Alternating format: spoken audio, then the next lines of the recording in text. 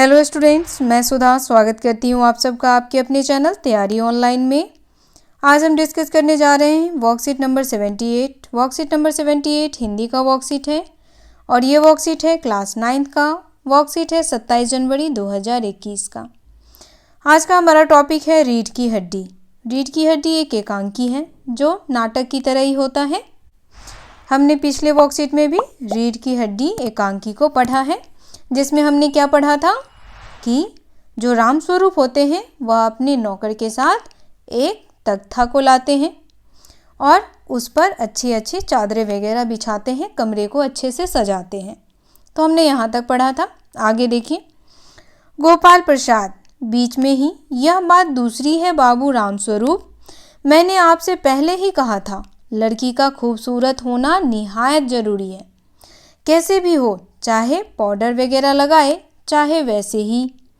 बात यह है कि हम आप मान भी जाएं, मगर घर की औरतें तो राजी नहीं होती।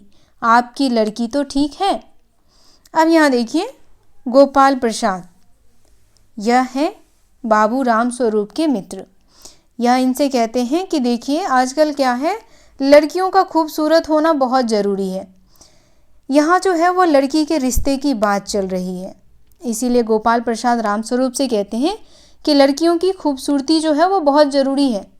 हम और आप मान भी जाएं, लेकिन इस पर उंगली कौन उठाती हैं? तो औरतें ही उठाती हैं।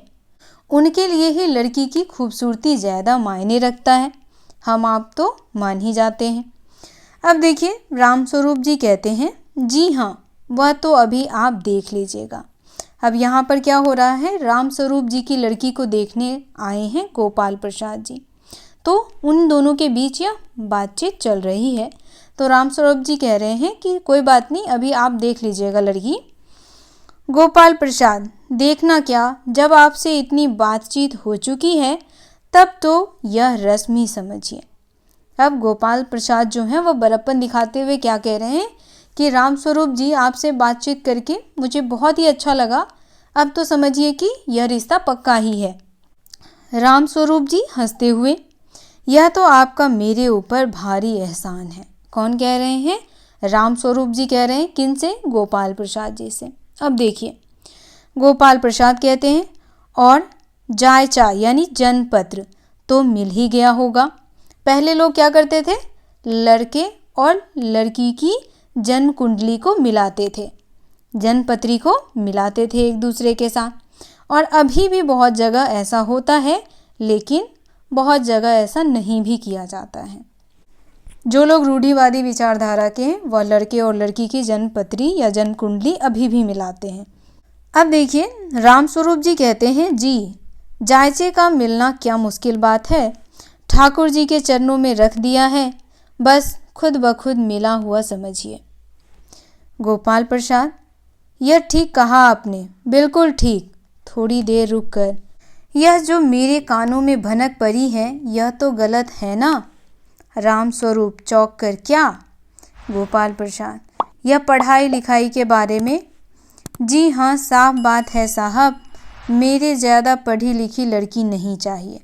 गोपाल प्रसाद अब यहाँ क्या कह रहे हैं कि मुझे जो है वह ज़्यादा पढ़ी लिखी लड़की नहीं चाहिए, थोड़ी पढ़ी लिखी भी चलेगी, क्योंकि उनकी सोच जो है वो लड़कियों के प्रति कुछ अलग ही तरीके की है।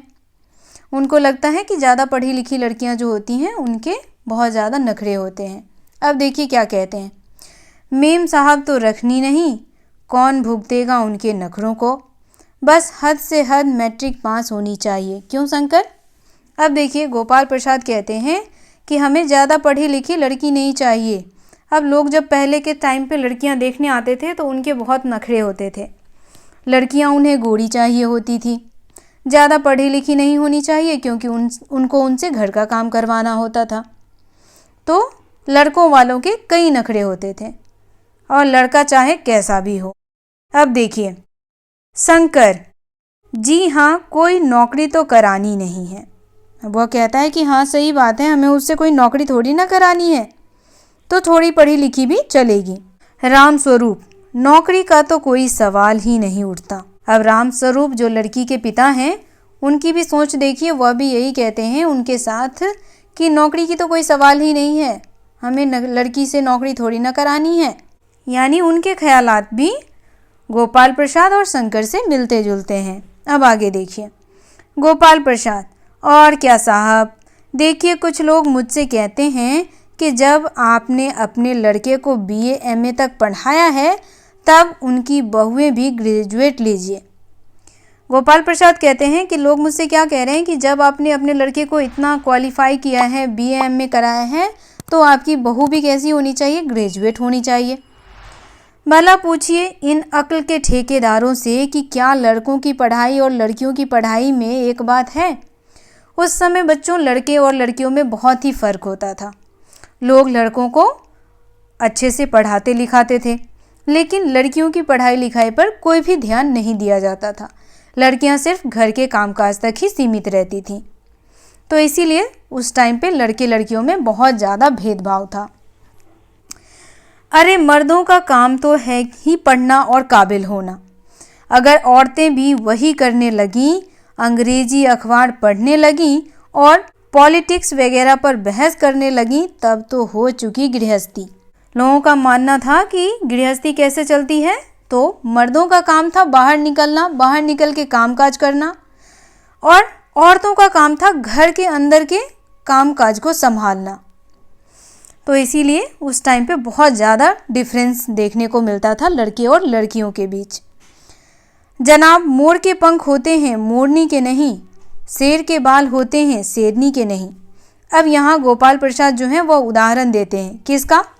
मोर और मोरनी का उदाहरण देते हैं, शेर और शेरनी का उदाहरण देते हैं कि इन दोनों में बहुत ही अंतर है। उसी प्रकार लड़के और लड़कियों में भी बहुत ज़्यादा अंतर है।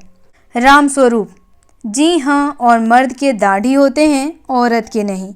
अब यहाँ राम स्वरूप मजाक में कहते हैं कि हाँ भाई, आप बिल्कुल सही कह रहे हैं, मर्द के दाढ़ी होते हैं लेकिन औरत के नहीं। अब सभी हंस पड़ते हैं, शंकर भी हंसता है, मगर गोपाल प्रसाद गंभीर हो जाते हैं। अब देखिए गोपाल प्रसाद क्यों गंभीर हो जाते हैं। गोपाल प्रसाद हंसते हुए: वह भी सही है। कहने का मतलब यह है कि कुछ बातें दुनिया में ऐसी हैं जो सिर्फ मर्दों के लिए हैं, और ऊंची तालीम भी ऐसी चीज़ों में से एक है। अब गोपाल प्रसाद हंसते हंसते कहते हैं कि हाँ भाई, आप भी सही बातें ही कह रहे हो कि कुछ चीज़ें जो हैं वह दुनिया में सिर्फ किसके लिए हैं, तो सिर्फ मर्दों के लिए हैं। उस समय मर्दों का वर्चस्व था, महिलाओं का नहीं था, और इसी वजह से लोग बहुत ही अंतर करते थे महिला और पुरुष में। चलिए अब कुछ प्रश्नों को देखा जाए। तो देखिए पहला प्रश्न हमारा है, गोपाल प्रसाद के कानों में क्या भनक पड़ी थी? तो यहाँ देखिए गोपाल प्रसाद के कानों में भनक पड़ी थी कि राम स्वरूप की लड़की जो है वह अत्यधिक पढ़ी लिखी है। तो यहाँ पे आप इसका उत्तर इस प्रकार लिख सकते हैं, गोपाल प्रसाद के कानों में यह भनक पड़ी थी, राम स्वरूप की बेटी अत्यधिक पढ़ी लिखी है। दूसरा प्रश्न है, इस गद्यांश में लड़के लड़कियों में क्या भेद किया गया है? क्या हमें लड़के लड़कियों में भेद करना चाहिए? तो देखिए इस गद्यांश में क्या भेद किया गया है लड़के लड़कियों में? तो देखिए इसका उत्तर हो जाएगा, इस गद्यांश में लड़के लड़कियों में क्या भेद किया गया? तो लड़के लड़कियों में पढ़ाई को लेकर के भेद किया गया। किसको लेकर के? पढ़ाई को लेकर के। और आगे कह रहा है कि क्या हमें लड़के लड़कियों में भेद करना चाहिए? तो नहीं, हमें लड़के और लड़कियों में कभी भी भेद नहीं करना चाहिए, क्योंकि लड़के और लड़कियां दोनों समान हैं, यानी एक जैसे ही हैं। जितना हमें लड़कों को पढ़ाना चाहिए उतना ही हमें लड़कियों को भी पढ़ाना चाहिए। तीसरा प्रश्न देखिए, अब तक किए गए पाठ के आधार पर गोपाल प्रसाद की चारित्रिक विशेषताएं बताइए। तो देखिए अब तक जितना हमने पढ़ा है उसमें हमने क्या देखा है? गोपाल प्रसाद का चरित्र कैसा है? रूढ़िवादी। तो यहाँ पे आप लिखेंगे रूढ़िवादी विचारधारा की हैं ये। अब तक किए गए पाठ के आधार पर गोपाल प्रसाद का चरित्र रूढ़िवादी विचारधारा का है। चौथा प्रश्न हमारा है, रामस्वरूप गोपाल प्रसाद का एहसान क्यों मानता है? क्योंकि गोपाल प्रसाद उनसे क्या कहता है? गोपाल प्रसाद कहता है कि आपसे इतनी सारी बातचीत हो ही गई है, तो अब तो लड़की को देखना क्या होगा, सिर्फ एक रस्म है। हमने तो आपकी लड़की को स्वीकार कर लिया है। तो इसका उत्तर आप यहाँ से भी लिख सकते हैं। गोपाल प्रसाद कहते हैं लड़की क्या देखना, जब आपसे इतनी बातचीत हो ही चुकी है तब तो यह क्या है, सिर्फ रस्म है। और इसीलिए राम स्वरूप जो है वह क्या कहते हैं कि आपका मेरे ऊपर भारी एहसान है। 5वां प्रश्न हमारा है, तालीम से क्या समझते हैं, क्या यह सिर्फ मर्दों का अधिकार है, क्यों अथवा क्यों नहीं। तो देखिए, तालीम शब्द का अर्थ होता है शिक्षा, और शिक्षा पे सिर्फ मर्दों का नहीं बल्कि सभी का अधिकार होता है। तो यहाँ आप लिखेंगे तालीम का अर्थ है शिक्षा। और दूसरा प्रश्न है, क्या यह सिर्फ मर्दों का अधिकार है, तो यहाँ लिखेंगे नहीं, यह सिर्फ मर्दों का अधिकार नहीं है बल्कि इस पर स्त्रियों का भी उतना ही अधिकार है जितना मर्दों का है। और क्यों नहीं है, क्योंकि यह दोनों के लिए बराबर है। तो यहाँ पे आप इस तरीके से लिखेंगे, क्योंकि शिक्षा